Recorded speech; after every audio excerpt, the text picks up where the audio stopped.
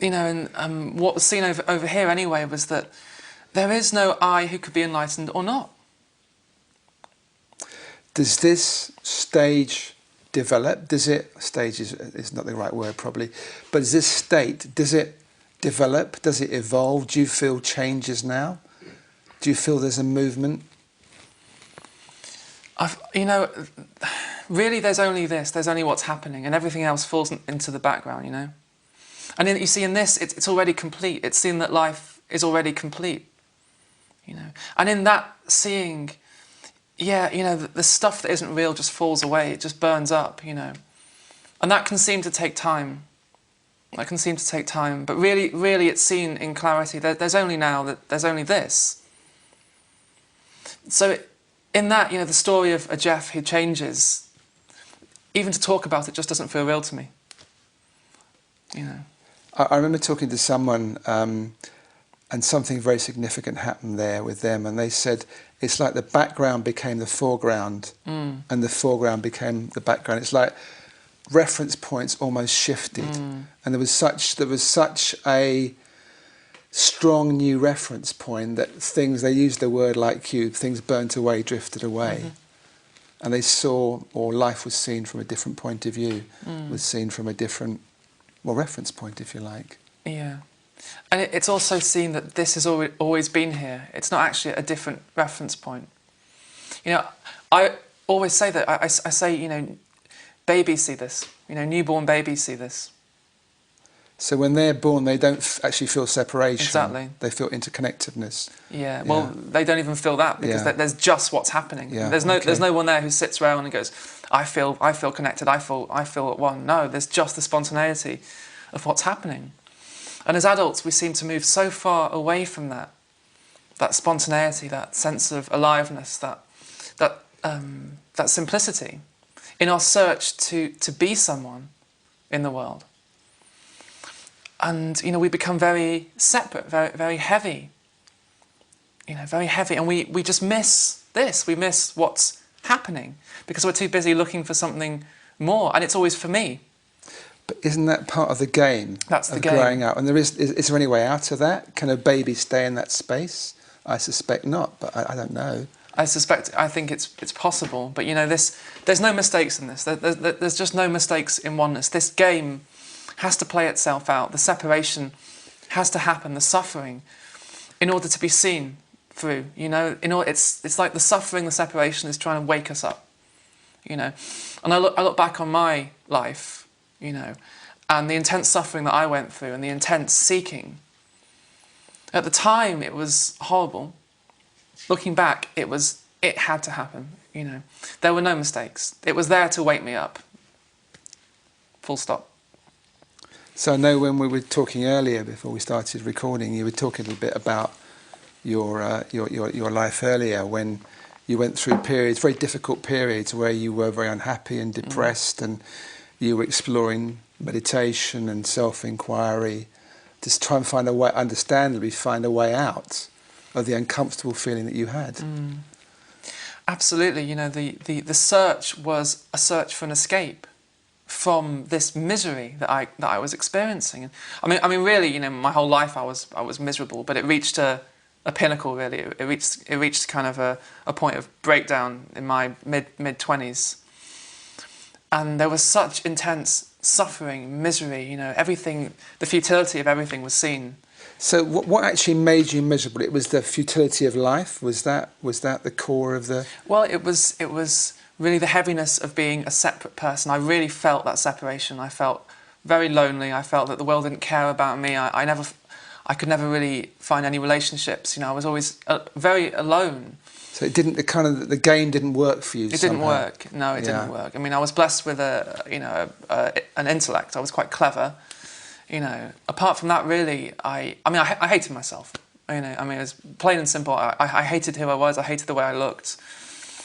It was just, life felt like a burden, you know, and I never wanted to get out of bed in the morning because it was too much. It was all too much, you know, and I think really my whole life, more or less, I'd experienced this, you know. And of course, I never recognised it at the time. At the time, growing up, I just thought, well, that's who I am. This is my lot, you know, this is... But did you ever try and fix the personality as such, because people might argue that you're unhappy because your personality wasn't properly formed, and you'd had bad experiences in your childhood. On the surface, I had quite a happy childhood in a way. My parents were lovely to me. I always had everything I needed. But it was on the inside, you know. It was on the inside. It was always too much, you know. I hated who I was, and there seemed to be no escape. But Jeff, when you say you hated who you were, how did you see who you were? Well, that's the problem. I knew who I was. And when you say you knew, you're saying that within the definition of the area that you were separate from everybody else, and you felt there was something else there that you couldn't get in touch with. Yeah. You couldn't, from where you are, grasp it. Is that? Yeah, I always felt like a very small person in a big world, you know. Okay. I felt insignificant. And I think really that's the separation taken to an extreme was where I kind of ended up. You know, we all feel that to some extent. We're a small person in a big world, and there's suffering and there's death to look forward to. You know, but I had. It's quite a statement. It's death to look forward to as a way out.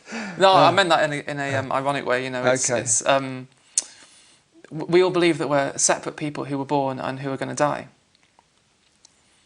Well, do we really believe that? We kind of know it, but we try not to. We just think, well, not me. Yeah. You know, the thought of most of us, the thought of death is something, well, we know it's going to happen, but, not yet. Yeah. Yeah. So and maybe not me. Yeah, you know, we try and push it aside, we don't think about absolutely, yeah. But it comes out in other ways, actually. It comes out in the suffering, in the anxiety. Essentially, it's all an escape from death, which is really an escape from being nothing. You know, that's why we fear death, because it's a plunge into nothingness, and nothingness can't be known. And the mind operates in the realm of the known. And we fear what we don't know. And we don't understand. And we don't understand. Yeah. It's the same thing, really. Yeah. Because what we know, we can control. Yeah. And what death is really showing us is that there is no control. You know, there is no control. And death and illness have a funny way of showing us this. That really, you know, there's something else going on here, and it's beyond our control. And so that's why we spend our lives, although we don't recognise it, trying to escape this this knowing, actually, that we are nothing. I think on some level we all know this, because we've all been newborn babies. We've all known that openness, that innocence, that sense of not being anything in particular. If we can remember it. Yeah. I know for myself that's very difficult to remember anything from that time. Yeah. But the point is, we've all been newborn babies. Yes, we've all been newborn babies. Yeah. And essentially that hasn't been lost. It's just become obscured by the seeking game, by the illusion of being a separate person in a big world, separate from oneness. And it's out of that illusion, it's out of that assumption, really, that everything begins, that the suffering, the human suffering begins, you know. And really, for me, it reached a critical point, this suffering and this separation. And that's when another possibility started to open up. But for me, in my particular case anyway, it had to reach that point of, you know, despair. So it went to the extreme, and then something was able to flip or well, open, yeah, it was either... I mean, it became so clear to me, it was either change or commit suicide. You know, there was no other option. Pretty dramatic. Yeah, there was no other... It was change or suicide. But that sounds like it was... When you say that was the kind of option, that sounds like it was your decision to do that. Well, in the telling of it, you know, it always sounds like we have choice.